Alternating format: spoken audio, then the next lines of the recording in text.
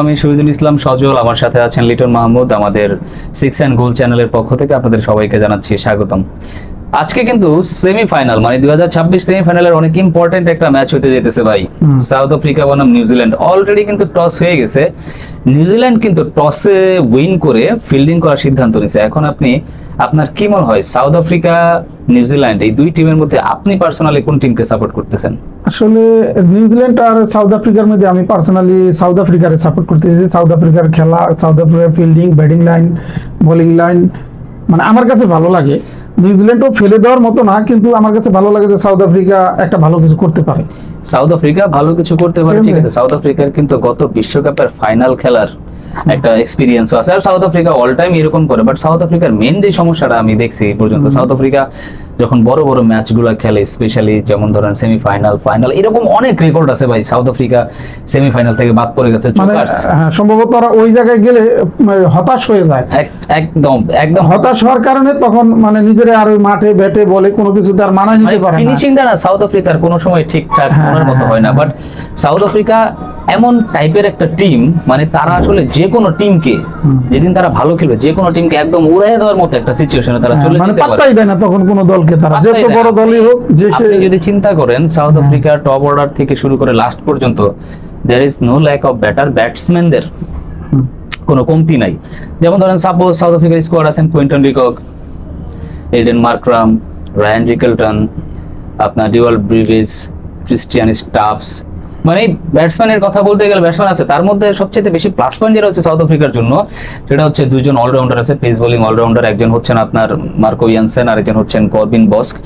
এই যে এরা যে একটা পারফরমেন্স দেয় ভাই, ব্যাটে বলে দুর্দান্ত। শেষের দিকে এসে 10 বলে 20 রান করে দেয়।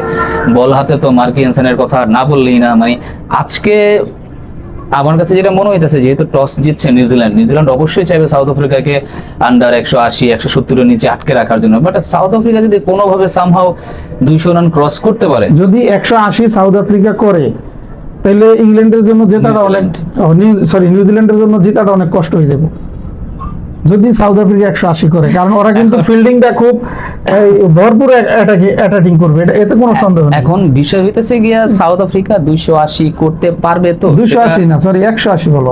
180, হ্যাঁ 180। 280 করলেই বা সমস্যা কি? 280 হইছে না এই পর্যন্ত? আমরা আইপিএল এ ম্যাচ দেখছি 287, সর্বোচ্চ 287 রান পর্যন্ত দেখছি আইপিএল এ। তো সাউথ আফ্রিকা কিন্তু ভাই এমন টিম, সাউথ আফ্রিকাই একমাত্র টিম যারা কিন্তু এখনো পর্যন্ত আপনার ওই 430 রান চেজ করে ওয়ানডেতে ম্যাচ জিতছে।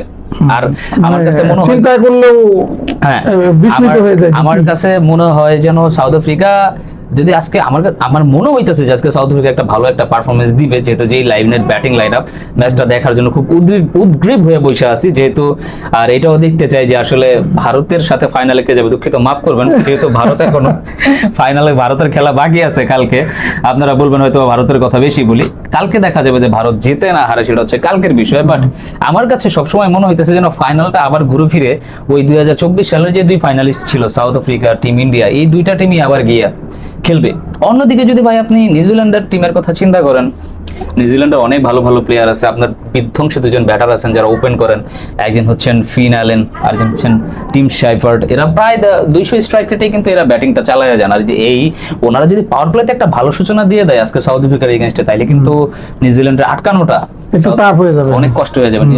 সাউথ আফ্রিকার মেইন টার্গেট থাকবে হচ্ছে নিউজিল্যান্ডের এই দুই ওপেনারকে কত তাড়াতাড়ি সরানো যায়।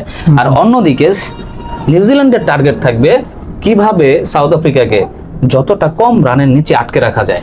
এটাই হয়তো দুই দলের আজকে স্ট্র্যাটেজি হইতে পারে।